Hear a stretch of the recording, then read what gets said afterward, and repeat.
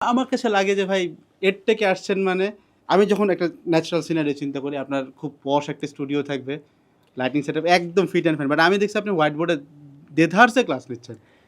এবং ভাই আমি তখন একটু ভেরিফাই করে ট্রাই করছি এটা কি অনেক আগের? না, না, না ভাই রিসেন্ট নিচ্ছে এবং এর পোলাপান দেখতেছে ভালো রিভিউজ। কথা বলি হাউ ডু ইউ একটা, মেইনটেইন হ্যাঁ, দিস ভাই? এইটা হলো তুমি আমার একবারে ফার্স্ট যদি ক্লাসটাও দেখো তখন আমাকে সবুজ দেখবা। হাল্ক, হ্যাঁ? মানে আমার ওয়েবক্যামের ক্যামেরা ছিল, ওইখান থেকে আমি ক্লাস নিতাম। তো আমি চিন্তা করতাম যে আমি যখন ইন্টারে পড়ি আমার ফিজিক্স কেমিস্ট্রি যে স্যাররা পড়াইতো ছোট্ট একটা বোর্ডে পড়াতো, হ্যাঁ। ছোট্ট একটা বোর্ডে। তখন কিন্তু এডটেক কি জিনিস আসে নাই, ভাইয়া সিরিজও আসে নাই। না, না। হ্যাঁ, তো এখন যখন রাজশাহীতে, আমি তখন রাজশাহীর, হ্যাঁ, হ্যাঁ। রাজশাহীতে এখন কিন্তু ভাইয়াদের প্রচুর হ্যাঁ, আধিপত্য, কিন্তু হ্যাঁ। আমাদের সময় ভাইয়াদের ছিল না, স্যারদের ছিল, স্যারদের কাছে পড়তাম।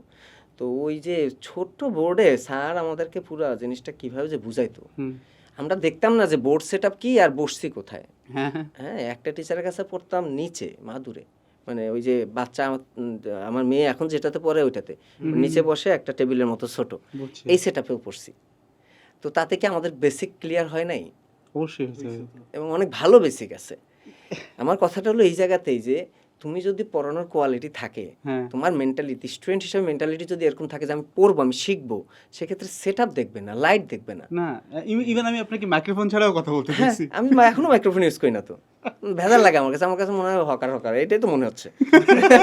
এই কারণে আমার এগুলোই না, আমাকে বোর্ড দাও, হ্যাঁ বোর্ড দাও, মার্কার দাও, হ্যাঁ। আমার ভিতরে আছে বুঝানোর টেকনিক, আমি তোমাকে বুঝাই দেবো।